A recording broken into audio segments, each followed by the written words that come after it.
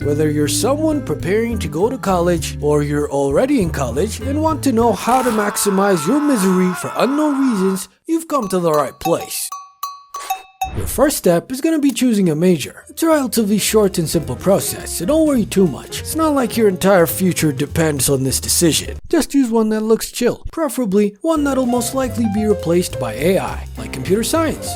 Or you could take another route, perhaps a medical degree, and spend the next 7 years studying, about 3 years of service, 5 years of specializing, a lot of blue colors and diseases and organic chemistry, and a lifelong respect from your parents and relatives and everyone else, only for you to realize that ChatGPT now has arms and legs and is giving prostate exams at your local clinic. Instead, you could choose yet another route and go to law school to be a lawyer. This is another major that brings respect to the family name, although it'll slightly increase your chances of going to hell. But don't worry about that, at least you'll get to wear a suit and look cool. For now, engineering is always looking for people. Looking to kill them? Don't mind me. You should consider joining engineering. It totally won't cost you all your free time, your hair, the spark in your eyes, and your chance at a relationship. Just a heads up though, when you enter the exam hall, there might be a little boss fight waiting for you. But if you're feeling ambitious, you can choose to go to a fine arts school and unleash all the artistic energy you've been holding in,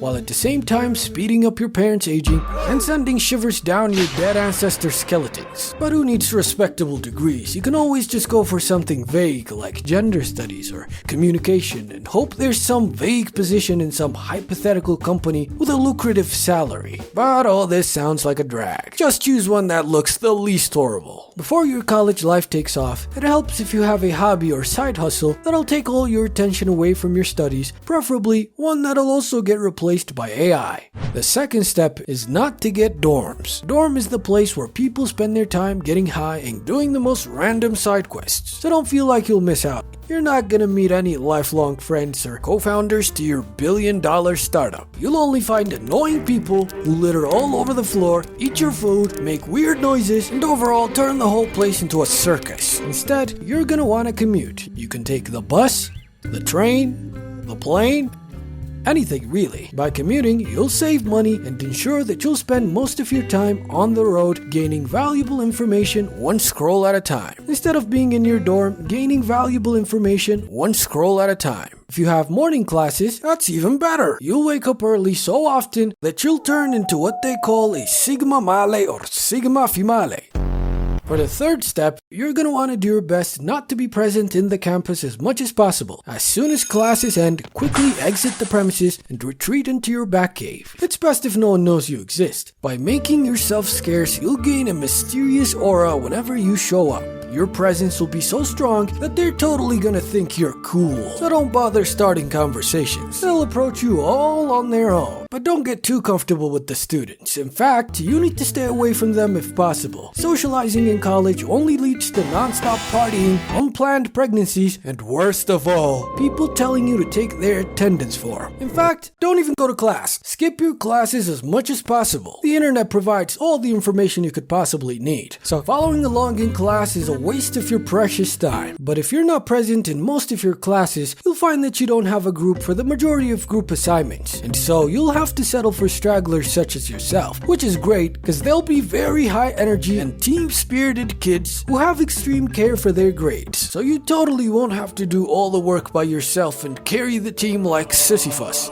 Now step 4 is to procrastinate. You don't have to study or do your assignments right away, especially in your first year. No one's ever died from procrastinating, okay? Just relax. You've made it this far while procrastinating, so there's no reason to quit now. You should only study a day before your exam. This way, you'll make sure that you have enough time for your side hustle that generates 100 US doubloons per month.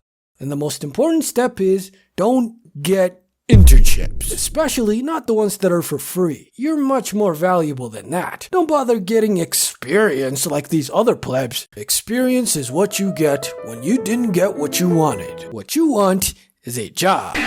What you want is money.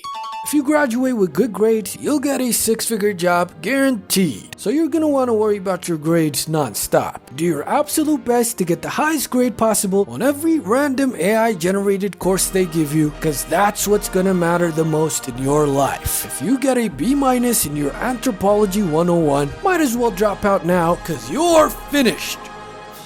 If you follow these steps to a T, then you can successfully graduate with the worst possible college experience. You can then spend the rest of your days in your parents' basement making videos on the internet that are completely unrelated to your degree. Until eventually the AI does that too. Like this video, please!